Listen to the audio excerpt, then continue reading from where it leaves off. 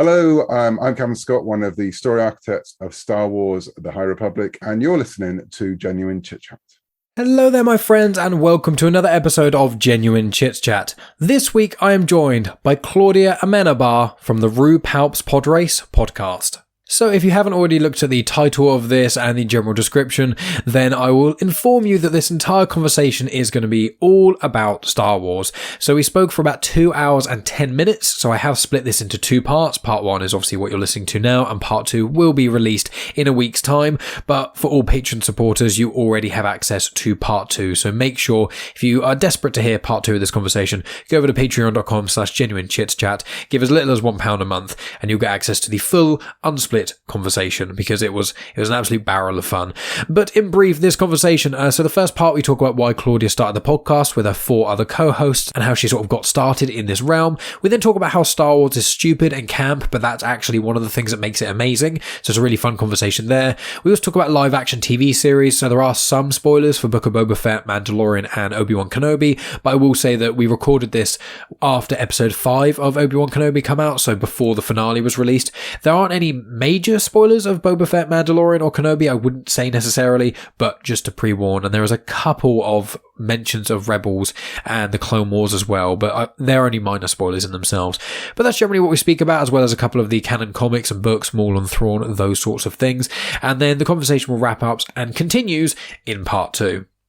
So before I let this conversation get underway, make sure you check out all the links in the description to the RuPalp's stuff online, as well as Claudia's things online, including her other podcast, the Mystery Spotcast. I've also included a line in the description of the various things that Klaudia speaks about, some of the podcasts she mentions, TV shows, etc. like that. And then one other thing worth mentioning is that some of you listeners may not be aware of one of the terms that Klaudia uses. She uses the term glup shito.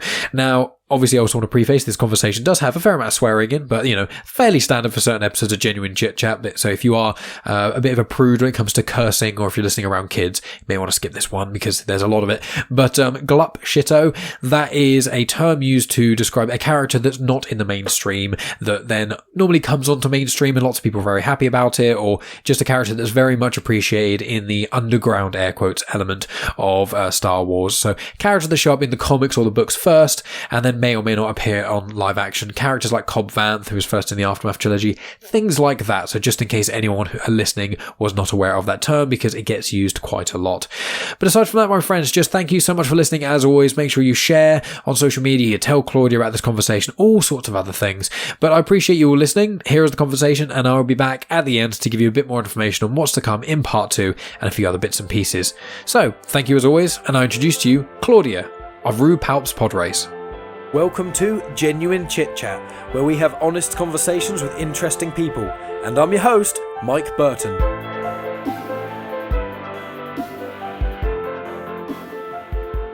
There we are. We are live. We're not live. We're recording on air, I should have said, because live makes it sound like suddenly it's all pressure and it's like, I can't say anything stupid. But I am joined today with one of 5 members of RuPalp's Podrace, and also one of 2 members, am I correct, in a Mystery Spotcast, and that is Klaudia. Please introduce yourself to my listeners. Tell them all about yourself. So hi, I'm Klaudia. My pronouns are she, her. You can find me on social media at Klaudia Says, K-A-L-U-D-I-A Says. I have 2 podcasts. The first one, if you are a fan of Star Wars, you might know, it's called RuPalp's Podrace. We are a queer podcast. We are 5 people, which is a lot for a podcast. We're a podcast that started because of a joke. A year ago, we all know each other from Star Wars TikTok. The Star Wars fan to creator to making a podcast pipeline is quite quick. But we were friends on TikTok, and then we had a Discord group chat with each other, and I've been doing a canon run for a really long time, and I was reading the Maul Son of Dathomir comic. Oh, brilliant. And Maul's one of my favorite characters. 100%. there's a part of that where, like, there's a ton of villains at one point that all talk to each other. It's like Dooku, Grievous, Mother Talzin, Palpatine. They're like all in the same room, and Maul, and they're all in the same room, and they're all being absolute bitches to each other. And we started making Drag Race jokes, and we were like, wow, like, and we were just like, we were like, the read that is happening in this one panel, whatever. And then we made a joke about how RuPaul owns land that he lets people frack on, and then we were like, RuPalp fracks on Mustafar, and we thought that was the funniest joke we had ever made. And then it basically devolved into we were like, oh, RuPalp's Podrace, like RuPaul, and then I was like, that'd be a funny name for a podcast, wouldn't it? And then they were like, wait, shit, now we have to make a podcast. And that was like a week before the Bad Batch was coming out, like a week before May 4th. Wow. And they were gonna drop 2 episodes that week. I think they did the May special. 4th. Yeah, they did May 4th and then another one. And we were like, guess we'll throw together and start a podcast. That is so good. And yeah, a year later, we have interviewed 2 Star Wars authors. 2 of our hosts are dating.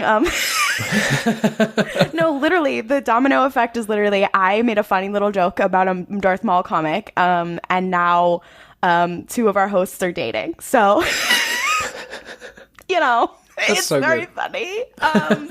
The other one is that one of our hosts, Ollie, and I, again, it was a joke, when...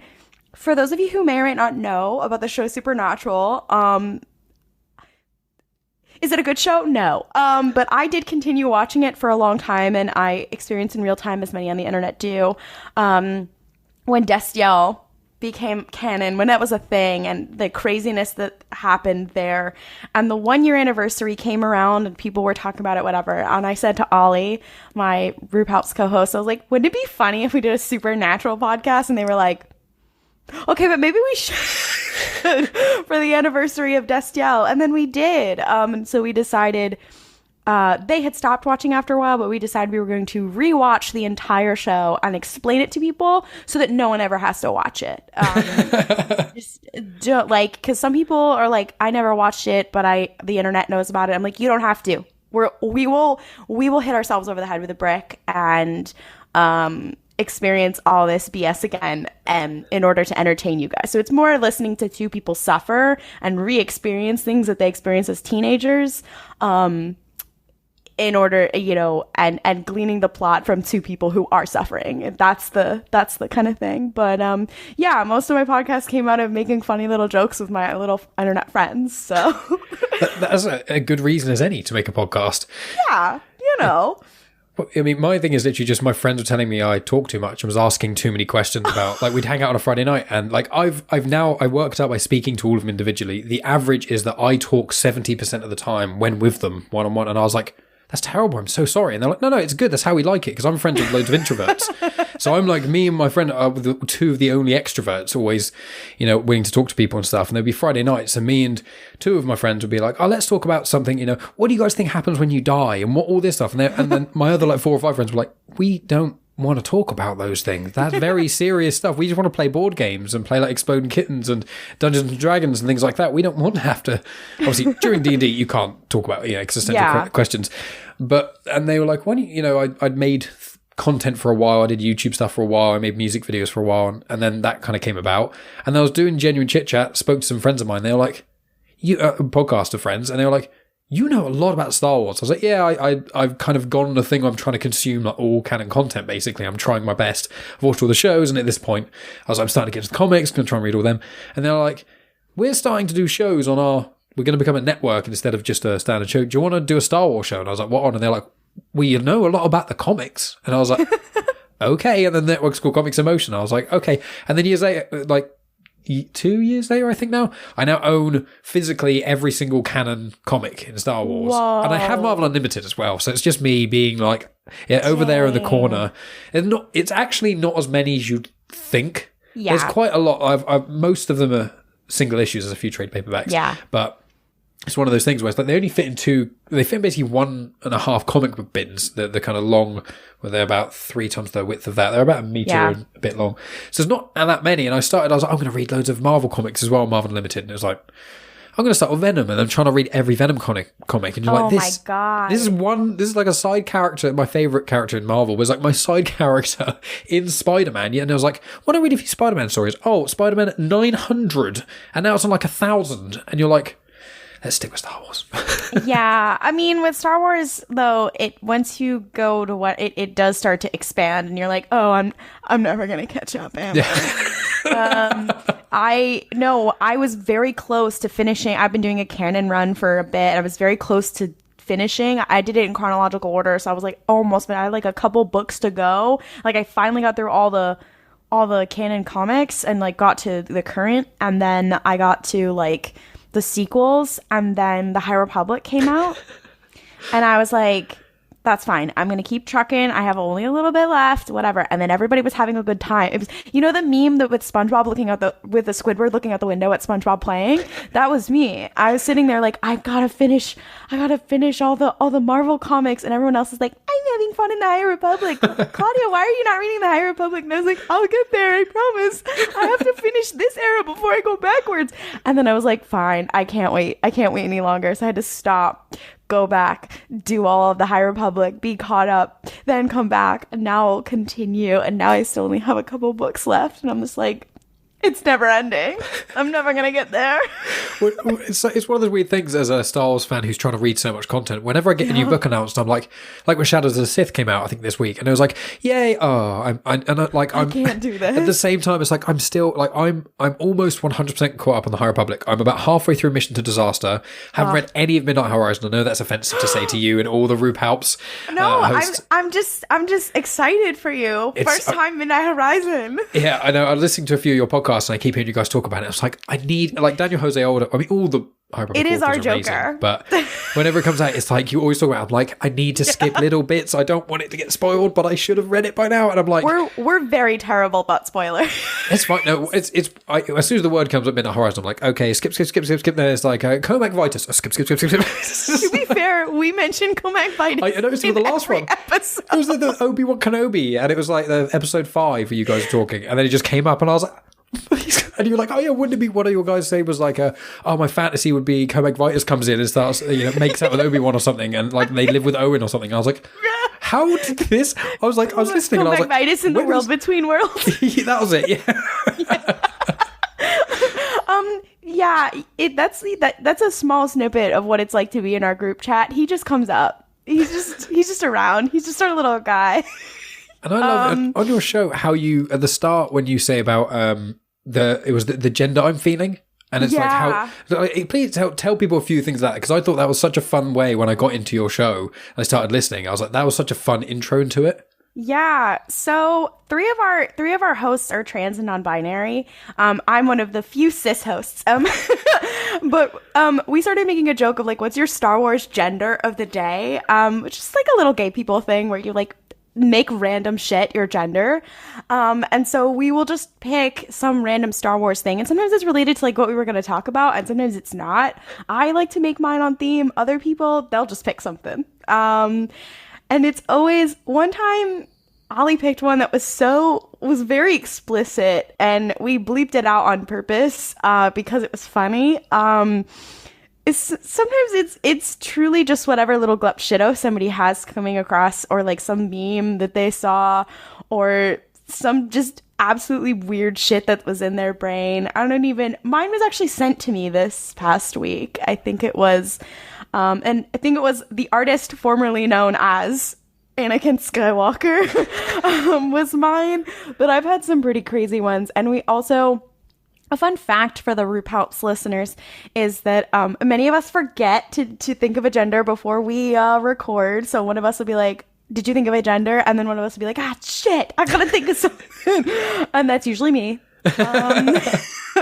And so I have thought it up on the spot. And also a lot of times, because we all talk to each other a lot, Mel and Ollie are dating, we all talk to each other a lot in general. Sometimes we'll steal each other's gender, or like it'll be really similar. So one of us will be like, oh, my gender this week is whatever, and the other person will be like, fuck, you stole mine. Now I gotta think of another one in like 3 seconds. And you think like that's impossible. Like you're thinking of random little memes. It happens constantly. Especially if you've been going for so long now. And it's like sometimes getting harder for 5 of you as well trying to think of them. Well, it is because we are a hive mind at this point. So, you're talking to all 5 of us at once right now. That's what our Twitter account is like. Sometimes you can very much tell it's me, though.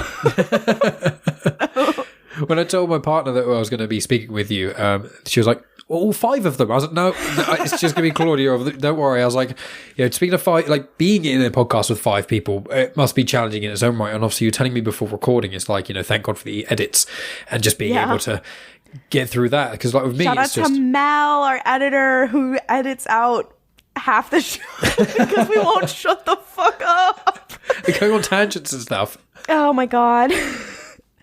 We're absolutely horrible and terrible. And we're usually recording late at night, so people, they have a bit of their last brain cell. Mel is ruthless with the cuts, and we thank them for that. So. I mean, speaking of Star Wars, like, obviously, we should just dive right in. So I'll ask you one of the questions I like to ask people whenever I talk about Star Wars, which is, what is Star Wars to you? You can interpret that however you want, and just say whatever kind of comes to mind with that question. For me, I know this has been the hot take on Twitter, but Star Wars is political for me. Star Wars is politics, and specifically Star Wars is a story about anti-fascism. That is the story. It's anti-fascism, and you sprinkle in a little bit of magic. And it's anti-fascism with camp. Because Star Wars is stupid. It's dumb, and it's cheesy, and it's camp. But it also has this large message of anti-fascism. You can get into how effective it is, et cetera, but also of like militant anti-fascism. Like sometimes it gets watered down a little bit. But you're like, yeah, those rebels, they got guns. Like, and for me, like that's how I like to approach it, both in a fun way and also in just a very personal way. Both like because of like my personal family history and also just because of like what has always interested me about it. I was a kid who didn't have any friends as a kid, but and I liked Star Wars when I was a kid, but I also was quite politically active as a child. I had NPR parents. You're not American, you may not know what that means, but they're like liberal parents that all they listen to is NPR, and so I knew far too much about national politics at the age when kind of the prequels were coming out, and I was deeply invested in national. I also grew up in DC and around the DC area, and I knew far more about politics than most of the kids my age. And then I watched the Star Wars prequels, which are a commentary on the Bush administration, and even though people will argue with you that they are not, they are. And I was like, I've decided to make this my entire personality. And my favorite parts of the Clone Wars are the parts that everybody else hates, which are like the political parts. I personally think that I'm like, that's the most interesting part to me. I also like the magic because I just like fantasy and that kind of thing. I often say like, it's hard for me sometimes to get into stories that are very like the very pew kind of story. That's so descriptive, but the very pew kind of stories in Star Wars, because I'm like, I could get that in any science fiction, and there's other science fiction that I quite like and I go to. But I am here for specifically the magic and the Force and that kind of thing. And there is the philosophy element. And I described it.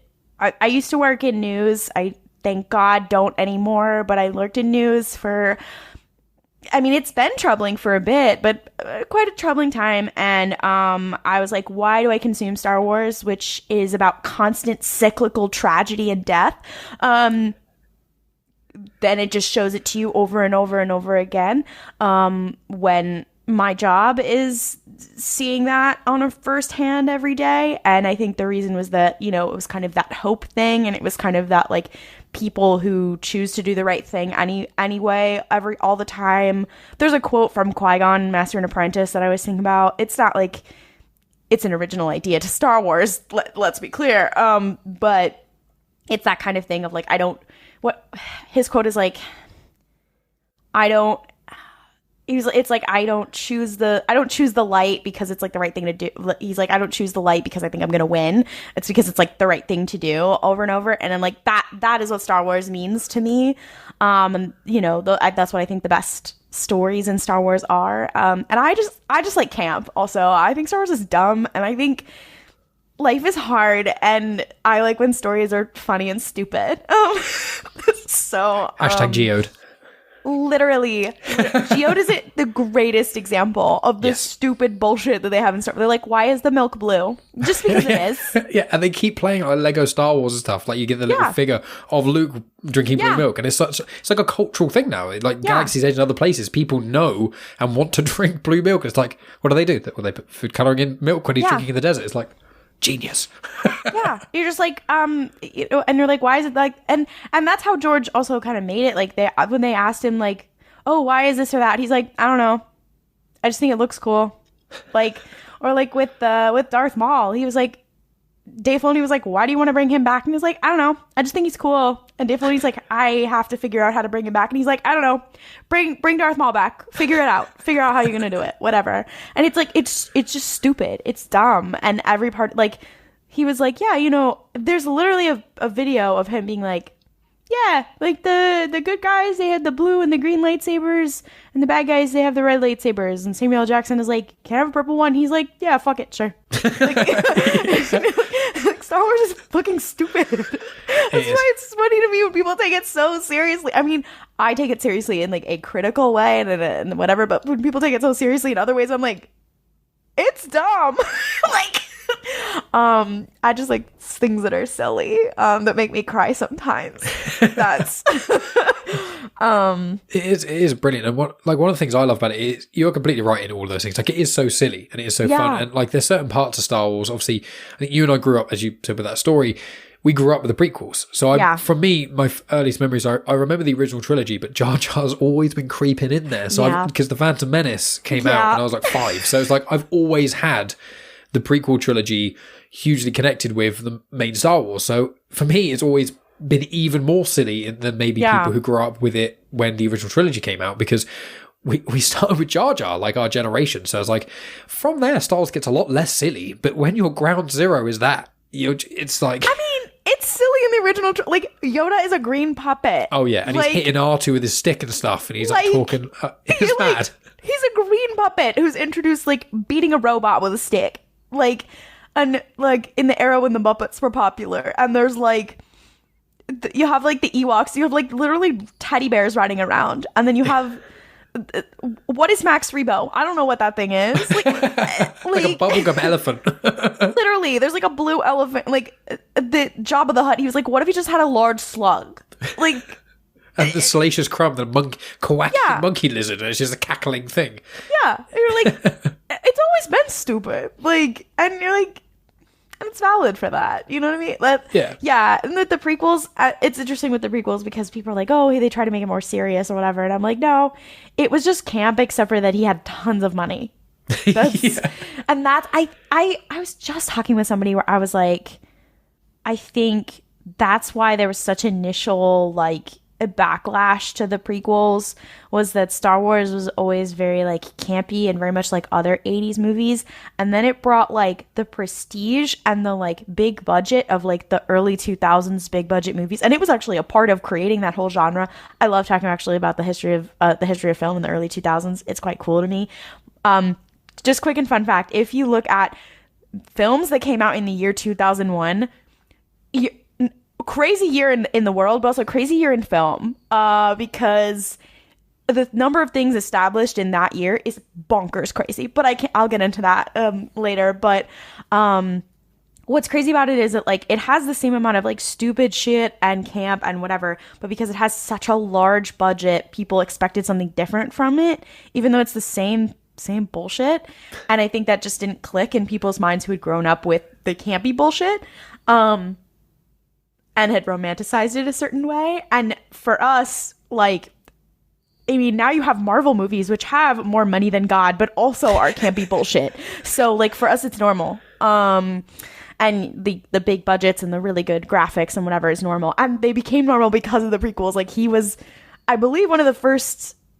It's one of the first It is one of the first movies to... he did it in widescreen, right?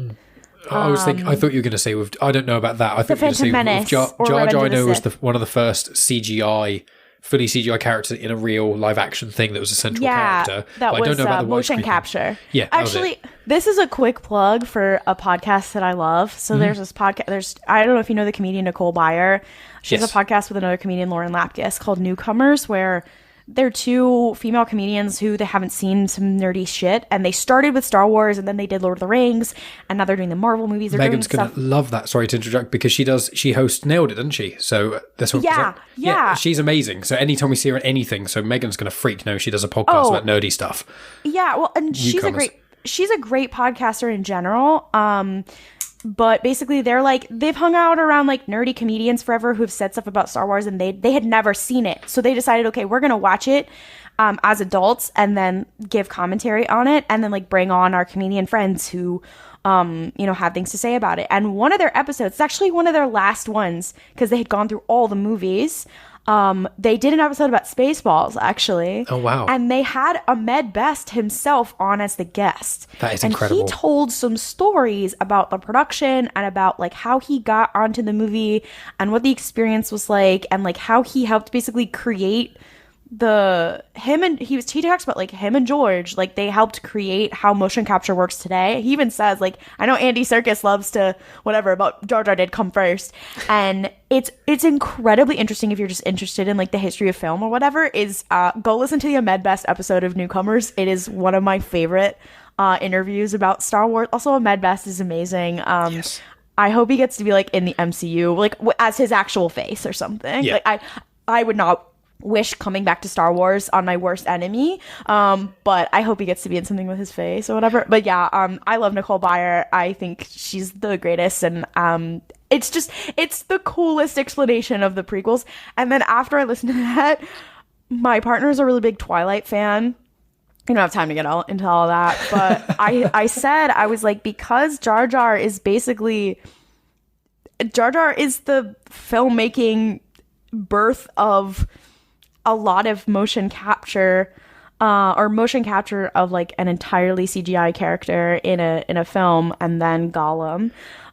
Pretty much every character after that's like that is influenced by Jar Jar. Like the werewolves in Twilight, they can only exist because of Jar Jar Binks.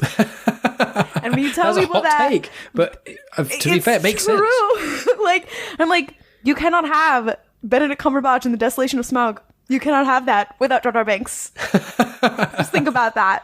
Just let it. You cannot have Avengers Endgame without Jar Jar Binks. I'm just saying. God, you're making a lot of people unhappy, but I completely agree with you. It makes perfect sense. I mean, and it is not Ahmed Best's fault, or even all the Industrial Light and Films people's fault that George decided, yeah, this is the character that I'm gonna go with. They could have done literally anything else. But they didn't. Yeah. George Lucas had some great ideas, but I always say the biggest fault of the prequels is not having someone there just to soften his edges a bit. Be like his George, ex-wife? just question it. Yeah, exactly. The one who literally is like behind the scenes, like seriously affecting how Star Wars came out. She is a massive reason why Star Wars the original trilogy is the way it is. And there were so many things she was like, you can't do that. And didn't she re-edit like one of the films, like basically completely? Yeah. Like, he's a really good producer, like, and that's also why the Clone Wars is really good, because like he would think of the ideas, or some of the ideas at least, or they would think of the ideas and they would bring them to him, and he'd be like, what if you did this, what if you did that, and that and a lot of stuff was like stuff directly from George, and then Dave Filoni was his apprentice. And so like the Darth Maul story is another one that I really like, because it's like him being like, I want to bring back Darth Maul, and that's like an objectively stupid idea. Yes. But then he's like, I want to do that, whatever, and then someone else goes, okay, so how are we going to make that make sense? Are you sure? Let's think about that one. And and Dave Filoni's like, okay, you're the idea man. I will make it happen. Because You know, he throws ideas at the wall, and some of them I'm like, yeah, you need somebody else to really flesh that one out. Yeah, 100%. You can really feel it. That's the problem. And it's just like, you know, even of the 3 films, I know some people are more critical of Return of the Jedi, but A New Hope, I think, of the trilogy, is probably my least favourite, especially dialogue-wise and certain things like that. And even Mark Hamill, he said in one of the interviews, he says it very fast in the interview, but it's something like, when they were going towards the Death Star, he had this whole line that George was trying to get him to say, and he was like, I can't say this. This is nonsensical. And apparently Harrison Ford was also refusing it as well. Yeah, it's mad. Like, a lot of the issues of Star Wars, a lot of the best parts of Star Wars come from George, but also a lot of the worst parts do as well.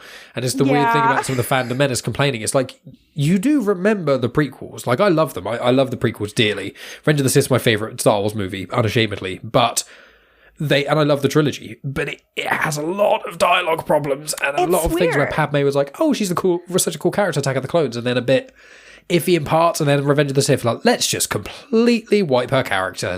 It's like what happened here? What occurred here? And I'm like, in like the Phantom Menace, for example, I'm always just like, you could have told this story perfectly fine without creating 3 new racist caricatures. Like, you could have, how'd you get 3 in there, my guy? Like how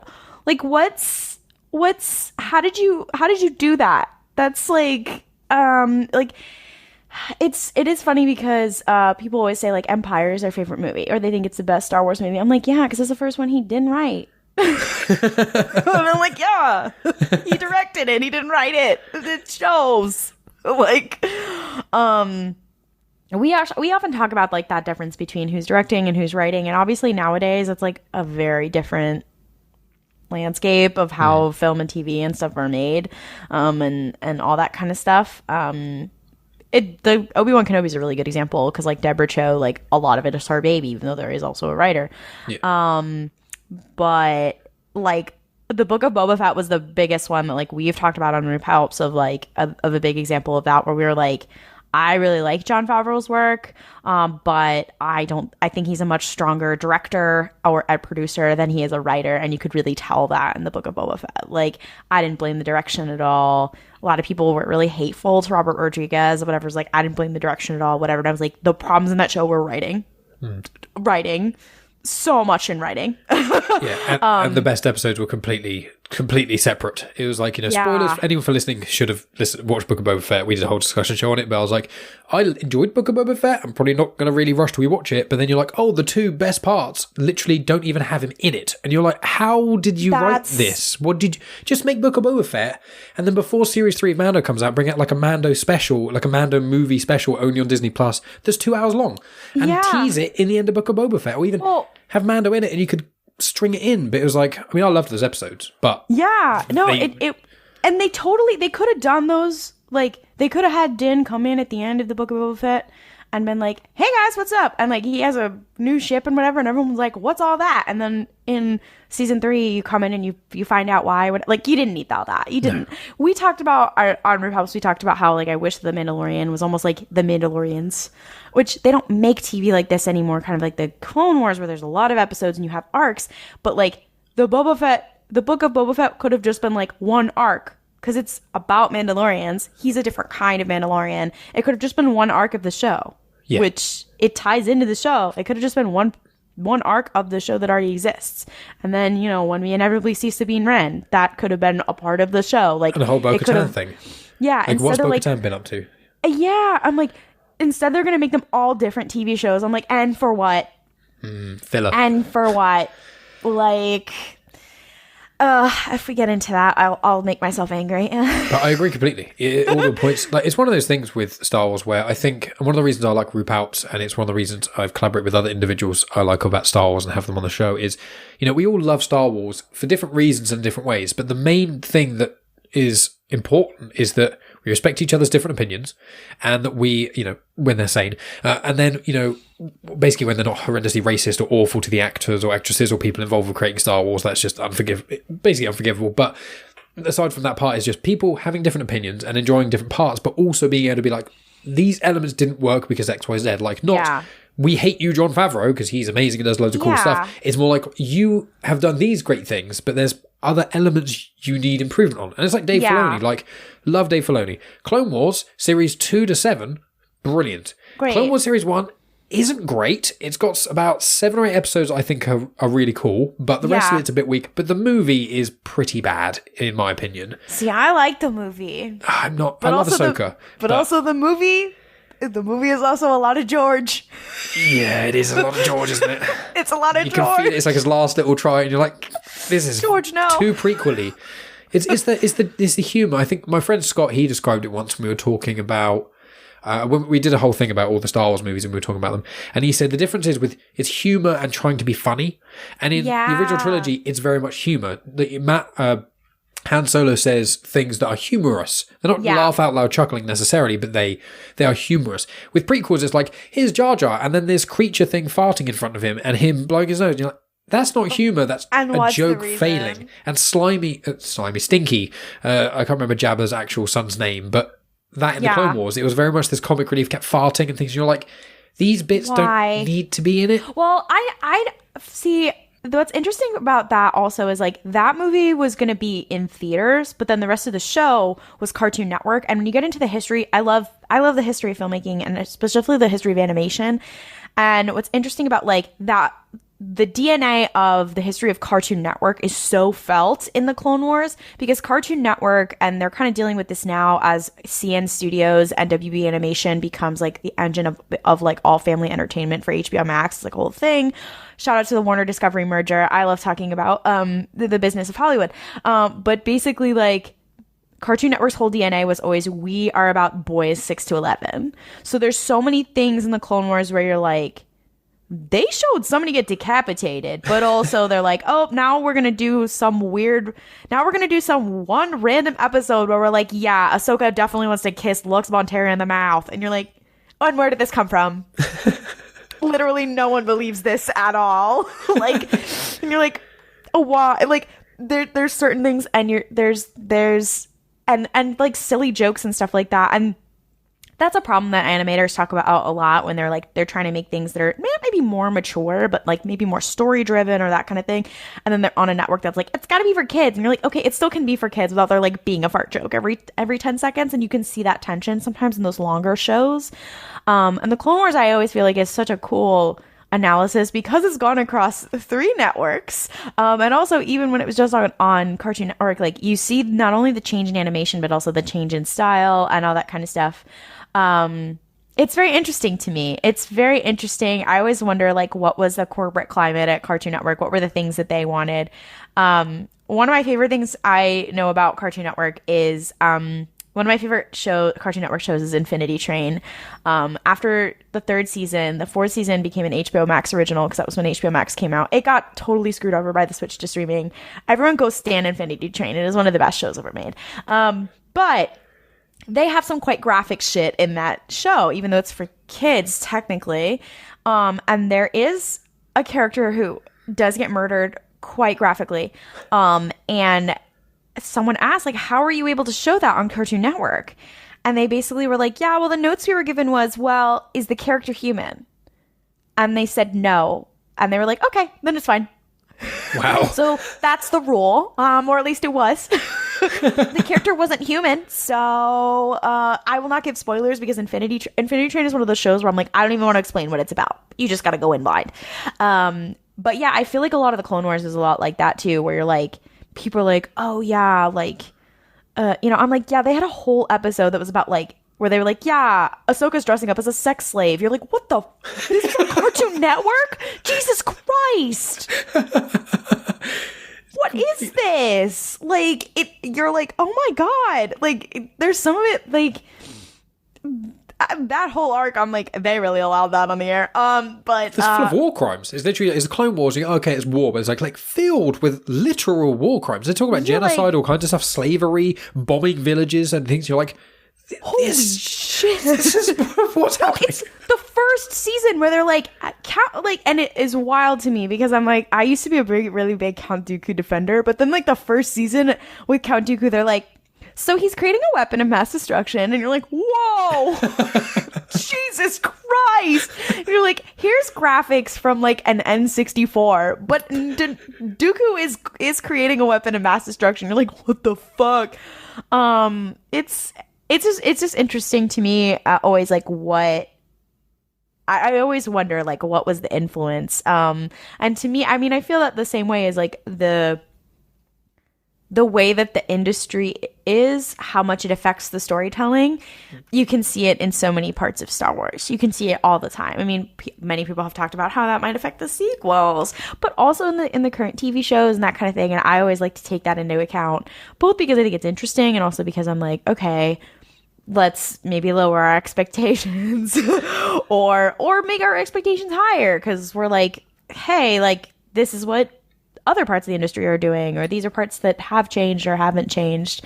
I could get into the history of animation forever, though. I mean, animation is a very intriguing thing. I mean, especially stop motion. I love stop motion so much, which obviously Star Wars hasn't really delved into, apart from smidges in the original trilogy, with a lot of it on Hoth and things like that, which I really enjoy. But it's what you say about Star Wars is interesting, because I think I was talking to my friend about this, who thanked me, my friend Tonya Todd, shout out to her. She thanked me because I pushed her to go to watch Clone Wars, and I warned, movie's not amazing, and the first series is not amazing either, but when you get mainly series 3, 4-ish, it gets really, really good, but I can't tell you why. It's obviously, people listening now will know more, because it's everywhere, and we've obviously discussed it. Things for me is more. There's a lot of other cool stuff. Yeah. But once more gets into it, it goes from being, oh, this is a show for, as you say, young kids, young boys, to this is kind of a show for teenagers when it's not. Like, you watch a bit where Darth Maul literally rammed into a Miriel, and it's one of the twins. The first twin gets killed by a clone whose chip goes off, and you're like, that's brutal, just being murdered in cold blood by your own soldiers, and it gets all covered up by the government. And then you're like, okay. And then Darth Maul rams the sister into a wall with his horns, and is like gutting her. I forgot about that. And no, like, was it Savage who does that? It might be Savage, yeah, but him and Maul are doing that thing where they're just murdering people, and Savage kills like, a lot.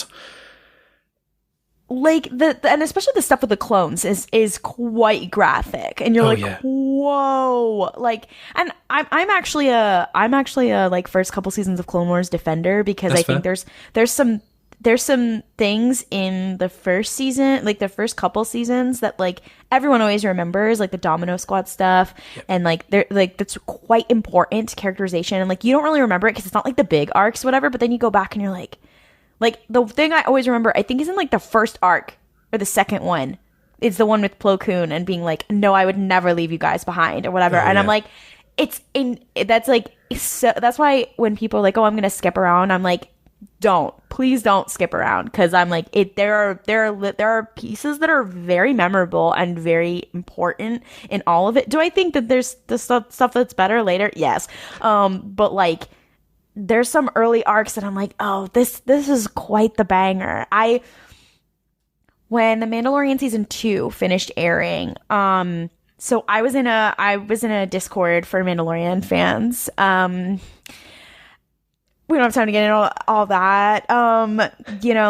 It's he's my special boy. But I was in Discord for Mandalorian fans, and there were a lot of new Star Wars fans in there, or people who were just fans of The Mandalorian, and there were some people who like never seen the movies before. So I was like, all right, let's get on a Discord call, and let's like, Disney Plus had the new watch party feature, and I was like, let's watch all the movies. And we did, and I had like a dedicated group of like 3 friends that we did, and then we finished it, and The Bad Batch was going to come out later in the year, and I was like, wouldn't it be funny if we just like watched all of the Clone Wars and Rebels? And they were like, fuck it, let's do it. And so I took them through about 40 years of Star Wars in like less than a year. Amazing.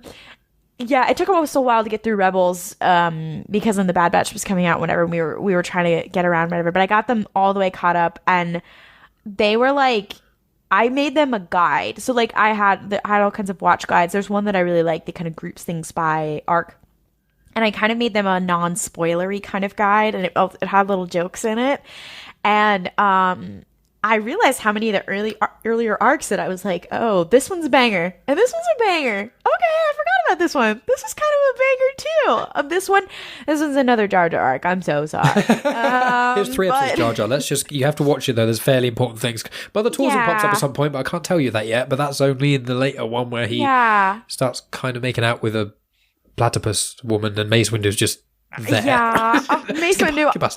I'm so sorry. I'm so sorry for that. But like, yeah, and then now one of them is like reading the Thrawn books, and then I was like, oh, I've created monsters. I've created monsters. But yeah, when doing that, I realized like, oh man, there's some early shit in the Clone Wars that's oops all bangers. Lair of Grievous. The Lair of Grievous episode, because I say to people with season 1, I say, the thing I always say with people with season 1, and this is, I find as a Star Wars fan, you almost have to keep apologising, because the prequels, the worst Star Wars films, are almost objectively The Phantom Menace. Although I enjoy it, I would argue that, or maybe Rise of Skywalker, for completely different reasons. But I think if you watch Rise of Skywalker, you're more likely to like it as a standard fan than Phantom Menace is a lot more jarring. And it's like, when you are like, okay, someone's getting into Star Wars, do you start with Phantom Menace or New Hope? I say Phantom Menace, but that can turn people completely off. I say New Hope. Fair enough. And that's a whole conversation. But with Clone Wars, with people like, oh, should I watch the movie? And it's like, you have to watch the movie and then several episodes that are not amazing, but of Clone Wars. I know there's the episode 5 Rookies, I always say, is top tier. I can't remember if that's, and I know the Domino Squad stuff is great, and then Lair of Grievous is amazing, but then until the Ryloth arc, there's a few in the middle, and it just, the problem is they feel very episodic, but not in a way that's like substantial like the later ones are. It kind of is a bit more. I find for newcomers, it's harder for them if you just like, oh, I recommend the show and they're not fully into it. It's harder to get one episode that's like, holy shit. Because for me in Star Wars, I was like, Clone Wars is great. Clone Wars is good. There's lots of good episodes. As soon as Darth Maul came into it, I was like, this is one of the best things I've ever seen. He's my special boy. He's my special little boy. And actually, I'm a sort of Rebel stan as well, so.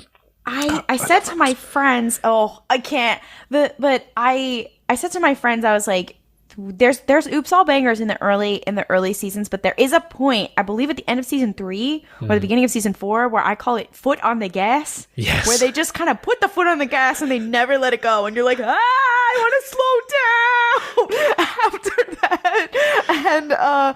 And they take it off a little bit, and then like halfway through season 5, you're like, whoa, I want to slow down again. And you're like, I wasn't prepared for this. I was not prepared. And they're like, hi, we're going to Dathomir. Hi, we're doing this. And you're like, holy shit. I think it's like, it starts with the Dathomir arc. You're like, whoa, okay. That's my favorite. Because Ventress is my favorite. Ventress is one of the greatest characters. And the fact, and this can be slightly spoiler territory because I have to say it, her and Dark Disciple. Dark Disciple is an incredible canon book. And as far as Ventress, I feel like, although her entire story is incredible, got robbed. She needed to live. I wanted to see her popping up in everything. I want her and Quinlan Voss dream team to be in everything ever. And when his name dropped in Kenobi, I was like, screaming. I jumped out of my... I became a person I wasn't proud of when they mentioned him. I jumped out of my chair. I was like, this is my Joker. Because I had friends, so we have this thing, we have a Discord for some of my friends from TikTok who like Star Wars, and we have this thing, we call it, we do a cameo pool for every show that comes out, where we try to guess who's going to show up. We started with the Book of Boba Fett, and I won. But they were like, oh, Claudia, you won because you just guessed a lot of people. And I was like, oh, no, I was very specific in my choices, and you guys were just having a little laugh. I was thinking it ahead. And they were like, okay, because Claudia won last time because she did too many, everyone's limited to only 10 characters. And we have rules. So the categories were an actual appearance. And by actual appearance, that means it could also be in like a flashback or a dream or a force vision or whatever. But like the person appears on the screen somehow. A mention is the second category. And then the third category was like an indirect reference or like an Easter egg. And a lot of people put Quinlan Voss in at least one of those. And I was like, he's not going to show up. I was like, listen, this is not a Dave project. And that's one of Dave's little guys. He's not going to show up. He's not going to show up. And then they mentioned him. And I was like, I'm a clown. I'm the honk honk. Let me put on the clown nose. I'm a clown. Like, but I also won because I also did not think that Leia was going to show. Well, I didn't think that Leia was going to show up. I thought she'd be mentioned, but I didn't think she would show up. So I was like, I'm the clown. I guess I got to put on the clown nose. I didn't expect her either to come up. I was like, when it happened, I was like, everyone was trying to think about, what's going on with Kenobi? Is he going to get kidnapped? Is that how he's getting off Tatooine? When the trailer came out, and especially the screenshots, it was like, okay, Hayden Christensen's going to be in it. Okay, fair enough. And then also when in the press and stuff, they're like, Vader and Obi-Wan are going to fight. And then also there's photos of him not being on Tatooine. You're like, okay, what reason would he have? And I remember me and loads of my friends thinking, like, what reason would he have? And then in the show, you watch it and they go, spoilers for Kenobi, by the way. They go, oh, Leia is taken and he needs to go. And I was like, that's so fucking obvious. And I didn't even consider that. It makes sense. It's brilliant story writing in that element. And that was, I know that was in the leaks, but like some leaks you really just can't I ignore believe. all leaks. I ignore every leak. So, because I'm just like, trying to. I hear rumors of casting things like when Rosario Dawson was Ahsoka, I knew straight away, and I was like, wish I didn't, but super hyped for that. I try and avoid leaks where I can. I was like, I don't know, I don't think that's gonna happen. Then it did. I was like, oh, maybe I was wrong. Okay. Oh, and she's like a central character. Oh, okay. Shit. Okay. I see how it is. But yeah, it's. Asajj Ventress, she's one of my favorite characters. The fact that I get, like, Maul has a lot of, like, parallels to Obi-Wan. And my favorite moment in all of Star Wars is the Twin Sons episode of Rebels. But obviously, you can't have that without having all the stuff that happens in the Clone Wars. And obviously all the stuff with Maul, like, it's because of his presence in The Phantom Menace and his relationship with Obi-Wan. And there's all that, which you don't really have, obviously, with Ventress. But I always go kind of like, okay, I love Maul. He is one of my favorite characters, but, like, they could have had Ventress instead. I'm just saying. Like, why can't she be the one who lives and gets her little moment? Why don't I get to see Ventress in Rebels? Why? Yeah, I would kill What's for the truth? that. It's like if anyone's like come back from the dead, people talk about, oh, Mace Windu, what if he does? And I'm like, I kind of hope not, because he's the last character that's just like, he's dead. Because Palps came back and Maul came back and all that stuff. It would make sense because, like, you don't see him die. Yeah, exactly. And in Star Wars, I follow the rule. Unless I see that bitch take their last fucking breath. Or the head's off, literally. Or the head is off.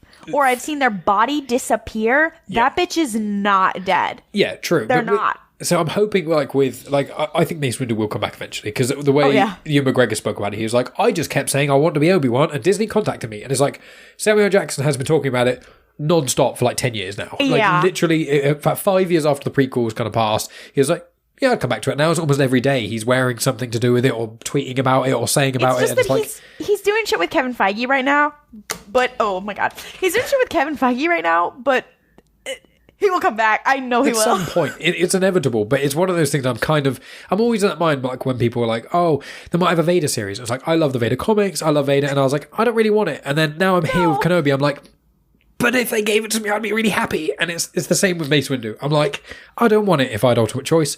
But if it came out, I'd be super hyped for it, and I'd be really excited to watch it. It's like it's that kind of thing where that's it's like with all of Star Wars. Where I'm like, 100%. sometimes I wish Star Wars would end, but then I'm like, but I'm excited about that series though.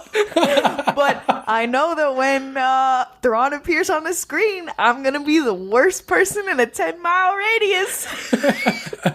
I'm gonna be absolutely insufferable to everyone, even people who don't like Star Wars. Hey, do you know Thrawn's come back into live action? Like, who the fuck is Thrawn? It's like, you heathen. They're gonna be like, she's been crying nonstop for days.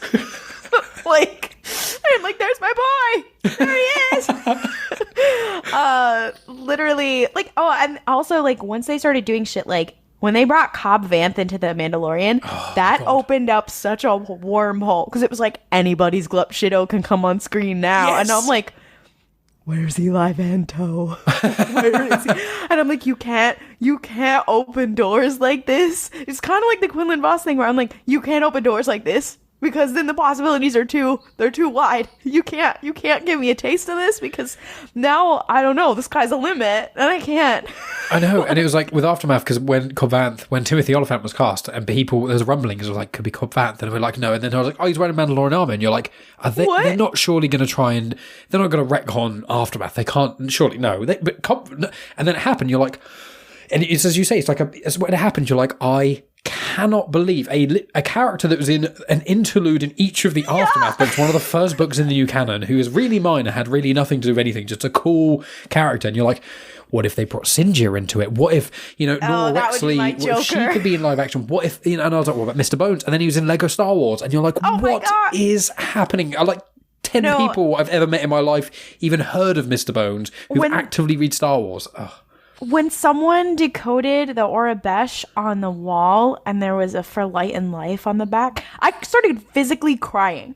I was like, I've decided I'm not well. I sent it to the people at RuPalp's and we all were like, I'm shaking. I don't think I'm okay. Because I know, like, the High Republic was still being, like, developed, especially when this show was being developed. So it's like, from now on is when there could be High Republic references in shows. And even just small ones. And I'm like, you don't understand. The smallest one. And I will go quite possibly insane. I literally started crying. I was like, okay, maybe I do like Star Wars. Wait a minute, hold on. I was like, oh my god. My partner was like, are you okay? And I was like, they said For Light and Life in the Obi-Wan Kenobi series, okay? Like, the only thing better than this is if they mention Stella Geos. Like, I'm an Elzar Man stan, so for me, I am as well. I'm like, but his journey's not over yet, so it could go badly. But I want to say with High Republic stuff though, I had it and it was, I interrupted you rudely, and then I was going to say about High Republic is with are you up to date with or relatively up to date with the 2020 run of Star Wars comics? Yes. Yes. So you read, now this is going to be minor spoilers for people, but if you read the comics avidly like we do, you read it a few months ago, but there was an episode, there were 2 Luke comics, obviously it's written by Charles Soule, so one of them was really cool, and he went on a little trip, and he went to Lothal and got a Yoda thing, and one of them, he goes to a planet and has a vision, and basically meets the ethereal spirit of, was it Stellan or was it Elzar? It was Elzar. It was Elzar, I was pretty certain, I was like, that's what made me think, and he's like, so you have Luke literally having an experience and communicating with basically like Elzar Man when he was there, and this temporal kind of slightly hand-wavy thing, but you're getting Luke Skywalker interacting with Elzar Man. It's like, when I read that comic, Joker. I became, because they sent the preview for that came out. That and also the High Republic Adventures, like the last issue of that one where it was like they confirmed Lula and Scene were a thing. Those came out on the same day and like at the same time that the Book of Boba Fett was airing, and it was like the roller coaster of emotions. I remember all of us reading it at like we usually for a comic release we don't like hang out at 3 a.m. You know what I mean? We were waiting for the Book of Boba Fett, and then we all were reading the comics, and we were like, oh my god. I saw, like, it's also now one of my favorite moments in Star Wars. I believe, is that Charles Soule? Yeah. I believe it's my boy Charles Soule. Yeah. But I was like, it was my favorite moments in Star Wars where Elzar's like, hey, like, I know you have a lot of pressure on you. You don't have to be a Jedi, whatever. And I was like, oh no, I've decided to start crying. Uh-oh. And you have like, and then you had like Stellan Geos appear, like, is in the shot, whatever. And I'm like, oh, I'm not, they're talking about Order 66 between Luke Skywalker and Elzar Man. I was like, oh, I'm not well. I'm not okay. I mean, when they introduced in the comics, when they did Starlight Squadron, which I kind of thought of when they had the For Light and Life in the background in the path or whatever. And I was like, if they do more shit like that, I'm going to be such a problem. I'm going to be so unbearable. I mean, it's like I know Brotherhood is out and has been out, but obviously that came out a couple weeks before Kenobi. And I listened I read all High Republic books physically. Yeah. And then I've been listening to a few Legends audiobooks, but other books I haven't got time to read as well. And I, drive to and from work and do chores and stuff. So I listened to Brotherhood on audiobook, and I finished that on the drive home the day Kenobi came out. Whoa. And I was like, this is perfect. I didn't plan that. I was just listening to it. And so it's like when things like that happen with Star Wars, when things connect, I know some of it is specifically planned, and Brotherhood was kind of a soft promo for Kenobi and vice versa. Yeah. But when you're reading, I say this to people, the more Star Wars content you consume, the better the rest of it becomes. Yeah. It's just, and when people are like, oh yeah, I watched the movies, I watched a couple of series, not that big of a deal. I'm like, read The High Republic, or read Lost Stars by Claudia Gray, or read Master and Apprentice, read any of these elements. If you're a big fan of Legends, read the Thrawn trilogy, or if you're a big fan of Legends comics, read Dr. Aphra, because it's off the walls and bananas. If you like Rebels, you read the original, read the Rebels. That's my favorite. If you read the Thrawn trilogy, for example, you were saying it makes it better. This last episode of Kenobi, the girlies who read Thrawn Alliances, we were screaming, crying, and throwing up. I was like, is that an inadvertent connection to Thrawn Alliances? Holy shit! I was like, and sometimes it's thematic, and sometimes it's just it's like poetry rhymes bullshit, and I'm like, it literally made it a deeper experience. I was like, oh, now everything has made everything sadder for me, but also I'm like, oh, it has made it a deeper and richer experience. I always like to say that Star Wars, it's a multi-level marketing scheme to get you to read. You're like, oh, it's movies and TV. I'm like, it's secretly a book club. I really got back into reading because of Star Wars. Same. And I read them all as audiobooks because I work in social media, and I look and read scrolled text all day long. And so I'm like, I like to play my stupid little phone games and then listen at 1.75 times speed. My mate Tony listens at that kind of speed as well. I'm like, kudos to you. I couldn't do that. Sometimes they have the music in the back, but it's the Imperial March sped up. It makes me laugh every time. I don't know. I'm always just I'm like, oh, let's go. I recommend the audiobooks to anybody. I know that audiobooks are sometimes hard for some people, which is why I have an addiction to phone games, because I can't concentrate without doing the dishes or playing a little phone game or something like that. It's just Star Wars is a very cinematic experience, and the audiobooks kind of preserve that. Some of them are better productions than others, but they very much preserve that. Not just because of voices, but some of them they do full productions and that kind of thing. And it's just the Thrawn ones.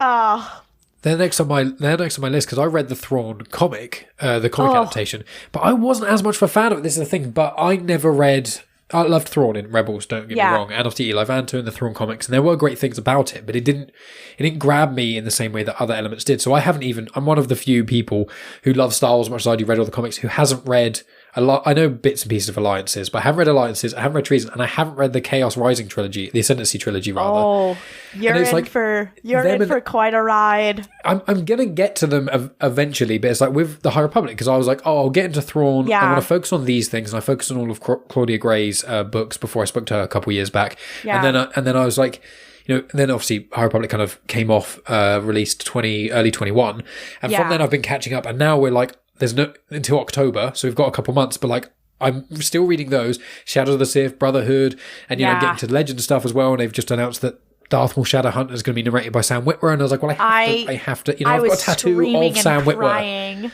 I've got a tattoo of Sam Witwer. I literally have to consume anything he's in, so that's another thing. Sam Witwer is also one of those people. Dave Filoni, Sam Witwer, and Freddie Prinze Jr., they both know a lot about Star Wars, and when they talk about it, it's interesting. There's a video of Sam Witwer talking about the final battle in Twin Suns. It's just such an interesting scene study. And also, there's also the Freddie Prinze Jr. Star Wars rant, which I believe is the best analysis of Star Wars ever made, if you've never seen it. I've not. I'm going to make a note of that. Basically, he rips fanboys to shreds, but also he gets Star Wars better than anybody else. But that's also because Ashley Eckstein has talked about how when they worked on the Clone Wars and when they worked on Rebels, Dave Filoni would start every recording session by giving a lecture about Star Wars for an hour. And so all of them, especially the actors, whatever, they all know so much about it, thematically, whatever. And Sam Witwer, so the host of RuPalp's, for some of our birthdays, we got cameos for each other.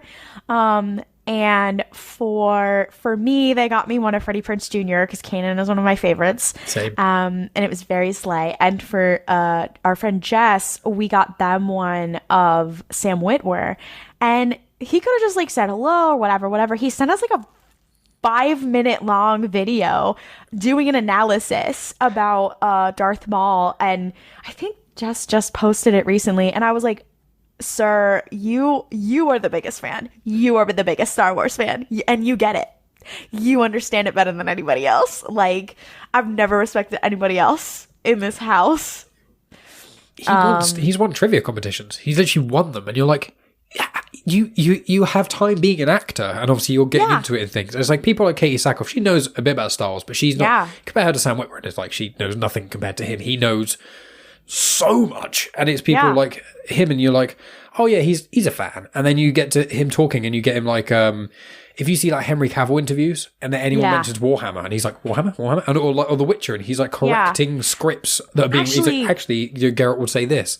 The actress playing Miss Marvel, Iman Vellani, she's like that about Miss Marvel as well. Like she was getting into fights with Kevin Feige on set, being like, actually, so the MCU can't be Earth 616 because of blah blah blah. Like, and I was like, she literally is Miss Marvel. She literally is Kamala Khan. Like, and I feel the same way about Sam Witwer, because like a big thing about Maul's character is that like he's one of the few people who knows everything. He knows the truth.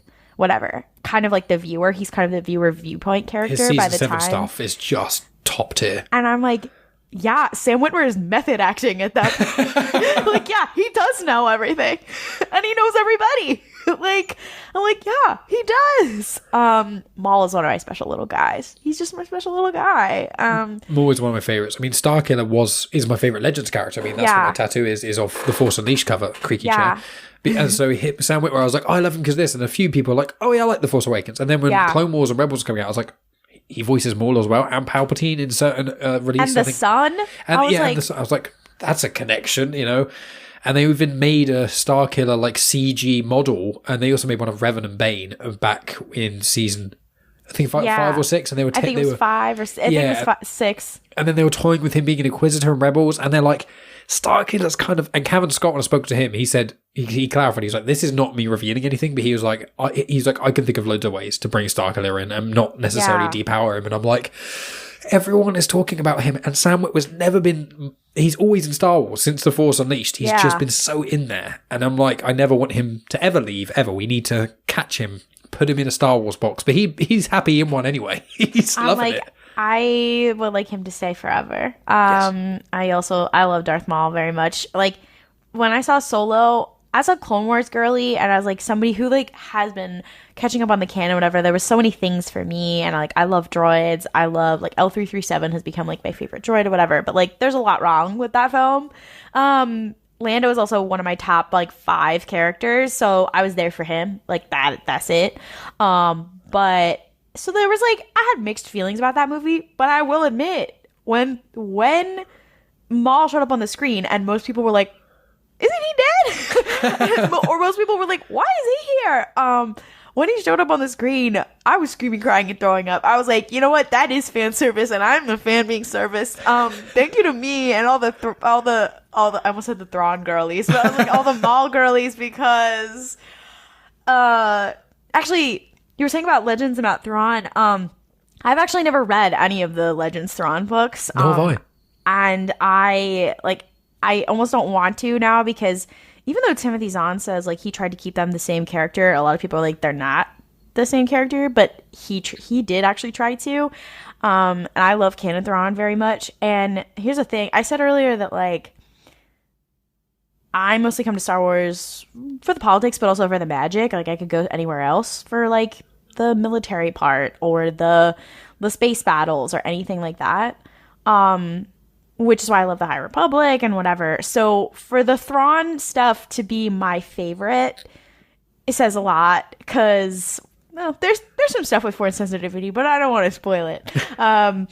Like, for the Thrawn stuff to be some of my favorite is a big deal, because I could give a shit about the space battles, nor do I understand them, nor do I care, or the strategy or any of that. But they're so cool, and so Timmy Zahn just knows how to write an interesting character.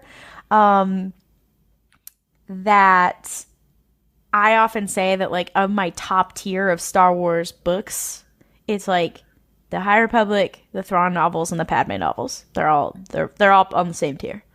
Like my favorite little glup shittos, they're all from the Thrawn books. And you're like, and it's funny because you were saying like you really like the High Republic, and that's very Jedi centric. So when you go to the Thrawn trilogy, you're gonna be like, I'm out here. There's not a lot of Jedi. Well, there's Anakin Skywalker, but you'll get to him. But I know about the young women who have Force sensitive elements. So I know bits and pieces about Thrawn, and I will say, like, obviously you say one of the things you like most about Star Wars is politics, and that's a really interesting perspective. For me, it is the Force in itself. It was the spiritual element. I like the philosophy of it. And so with me, whenever, like Qui-Gon, he's my bae. Whenever there's anything with him, like even there's like an Age of Republic comic. There's just like I love that one. And it's so Force. And it's like anything to do with like when he appears in episode 6 of Kenobi, I'm going to lose my shit. Because he's definitely appearing. Yeah, exactly. It's like Master and Apprentice is such a great book, and you get into more into Qui-Gon, and also Master and Apprentice has Rael Averross, which is one of the most underrated and amazing Averross, my Jedi. bestie. And he's even in Dooku Jedi Lost as well briefly, and it's like, yes, put him in. I want him. No one would have a clue if he popped up in anything. No one would know. He's even lesser known than like Quinlan Voss, and I would be like one of the only people be like, I want my little bestie. Rael Averross to come back. I see now. I'm like, now I think you're really gonna find the Thrawn books interesting, because the big thing with those are they're about personal relationships, but also about philosophy and also about the Force, because Thrawn's whole thing is like the one thing he doesn't, other than politics, the one thing he doesn't understand is the Force. So whenever he's around it, he always wants to study it in some way or learn more about it. So I think you're going to quite like that, actually. Interesting. Yeah, because I haven't read The Queens. It's literally the only book series I haven't read that are the main ones in Star Wars, because I started with the comics, then books, and I'm trying to keep up to date with High Republic. I've not read the Alphabet Squadron trilogy because I just finished those. I'm not a fan of pilots. That's one of my least... That for me, you said about it earlier in our conversation about like, you get pilot stuff in relatively everything sci-fi. For me, I hear pilots in space, I think Star Trek. I like Star Trek, but I don't love it.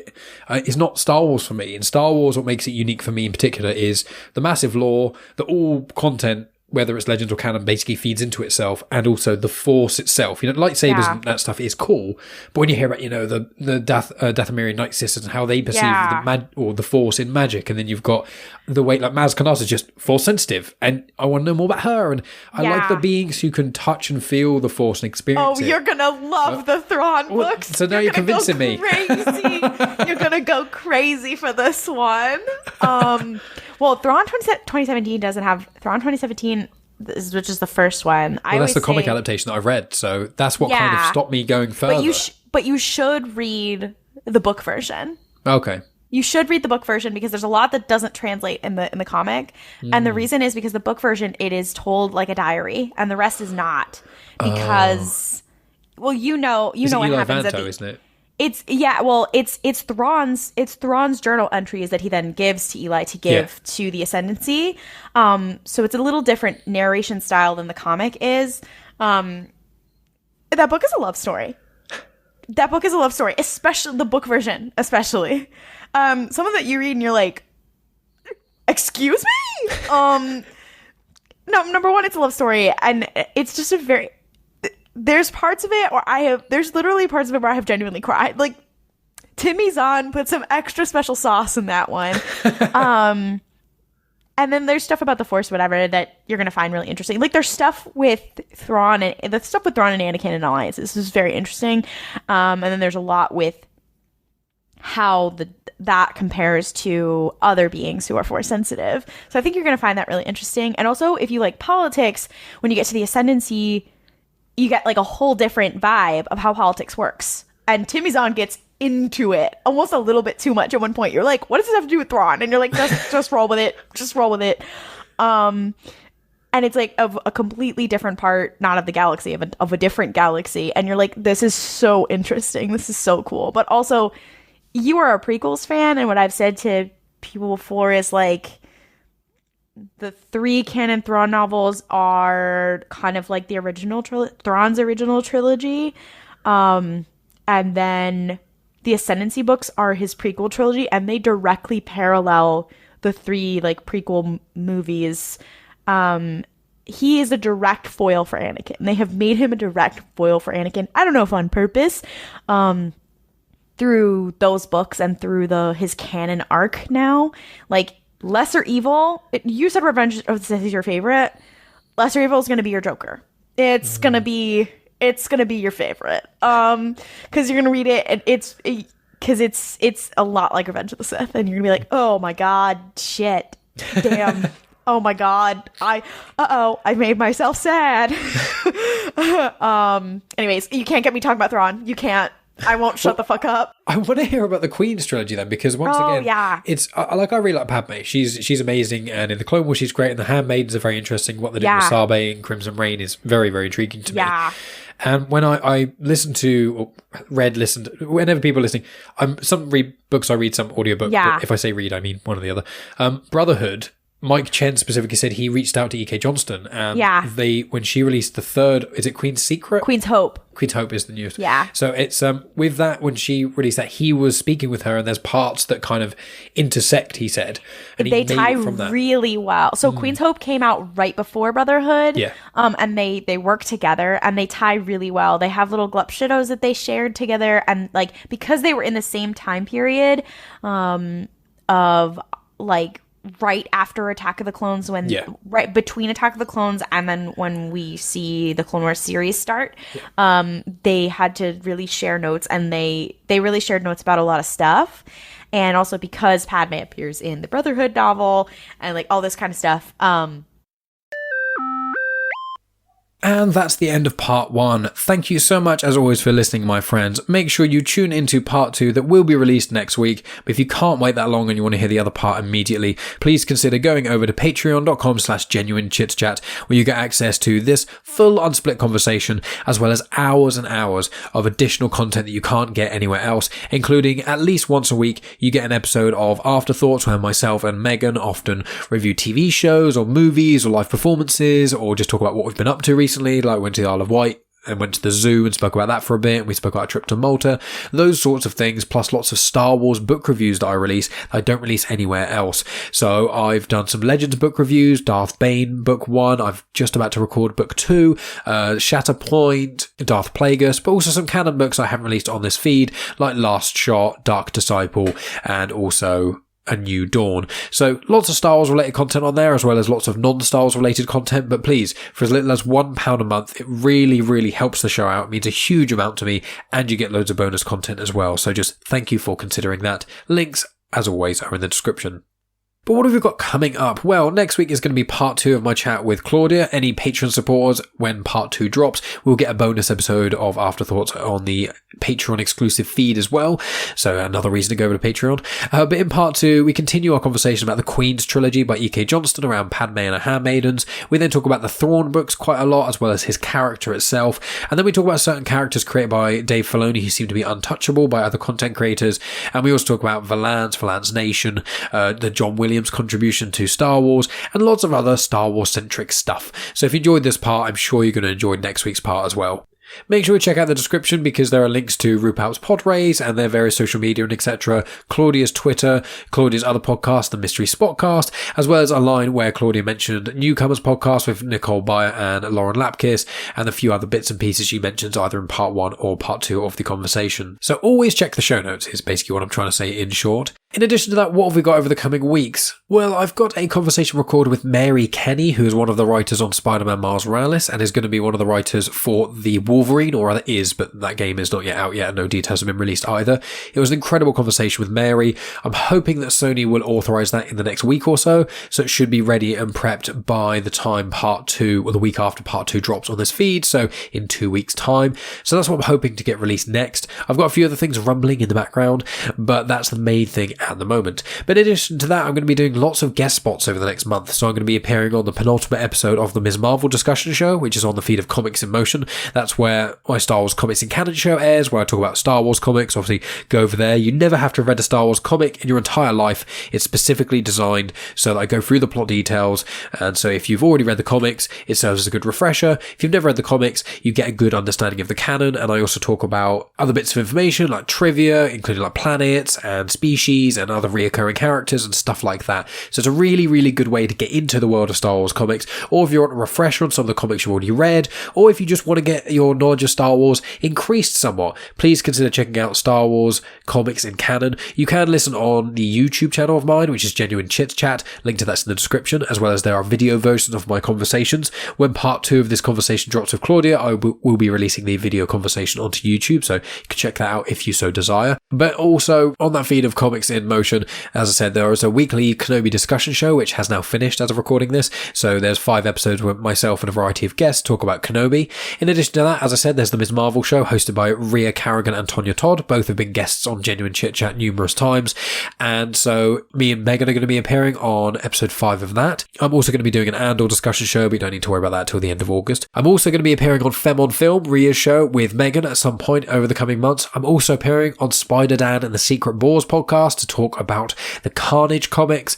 And I think I'm doing something else somewhat soon as well. I'm going on back to the filmography as well. So some of it's Comics in Motion stuff, some of it's the extended Comics in Motion family, but I am being a busy bee.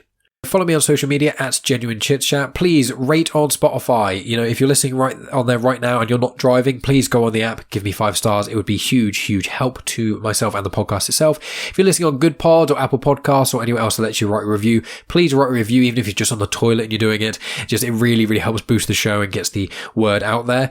In addition to that, you can subscribe onto YouTube, which means a lot to me, and you get other stuff there too. But obviously the main way you can support the show is on patreon.com/genuinechitchat. I've already given you lovely listeners my pitch for that, but please consider checking it out. It means a lot. You can click on the link in the description to take you to one of the free Patreon episodes I have released, where me and Megan have been doing our Tom Hanks watch.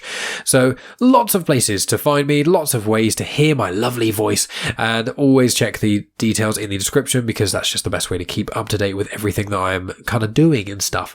But thank you as always for listening. I appreciate each and every one of you listening all the way to the very end, and I'll speak to you all next week with part 2 of my chat with Claudia. You have just experienced host, creator, everything elser of Genuine Chit-Chat, and also the host and creator of Star Wars comics in canon, found on the Comics in Motion podcast, Mike Burton.